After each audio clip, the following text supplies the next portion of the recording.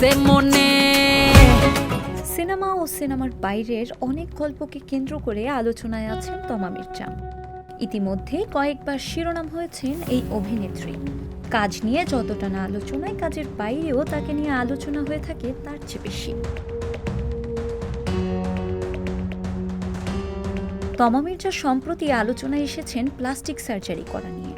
এছাড়া পরিচালক রায়হান রাফির সাথে সম্পর্কের জের ধরেও চলছে বিভিন্ন আলোচনা।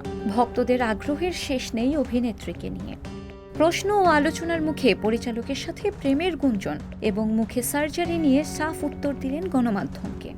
যদিও এর কিছুদিন আগেই এক সাক্ষাৎকারে রায়হান রাফিও জানিয়েছেন দুজনের সম্পর্কের অবস্থান। বাংলা সিনেমার এক পরিচিত মুখ তমা মির্জা। রায়হান রাফির পরিচালনায় খাঁচার ভেতর অচিন পাখি ওয়েব ফিল্মে প্রথমবার অভিনয় করেছিলেন তিনি। এরপর ৭ নম্বর ফ্লোর এবং সুড়ঙ্গ সিনেমায় অভিনয় করেন। যদিও এরপর রাফির কোনো কাজে আর দেখা যায়নি তাকে। রায়হান রাফি একজন সফল পরিচালক। তার পরিচালনায় সব কয়টি সিনেমাই আলোচিত এবং ব্যবসায় সফল বলা চলে। তার সঙ্গে চিত্রনায়িকা তমা মির্জার সম্পর্কের গুঞ্জনও বহুদিনের। তাদের সম্পর্কের বিষয়টি আরও পোক্ত হয়েছিল দুজনের জন্মদিনের শুভেচ্ছাকে ঘিরে।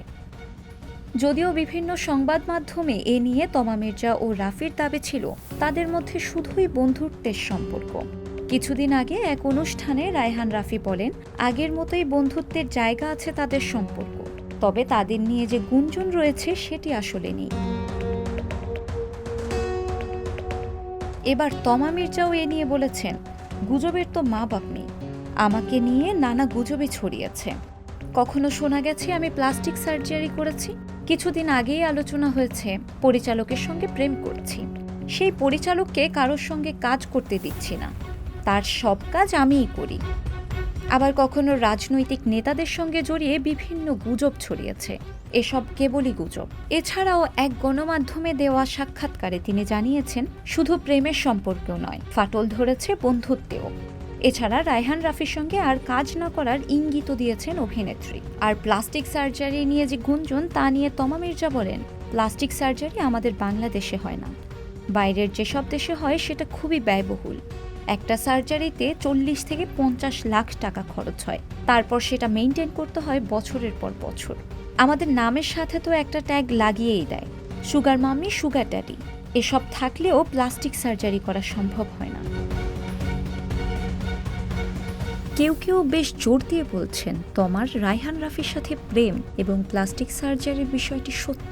তবে সত্য মিথ্যা ছাপিয়ে তমা মির্জার ভক্তরা চান নতুন নতুন সিনেমায় যেন তমাকে দেখতে পান তারা। প্রিয় তারকাকে সফল অবস্থানেই দেখতে চান তমার ভক্তরা।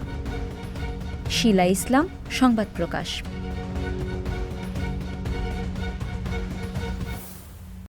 সংবাদ, ফিচার ও অনুষ্ঠানের জন্য ভিজিট করুন সংবাদ প্রকাশের ওয়েবসাইট এবং যুক্ত থাকুন ফেসবুক পেজ ও ইউটিউব চ্যানেলের সঙ্গে।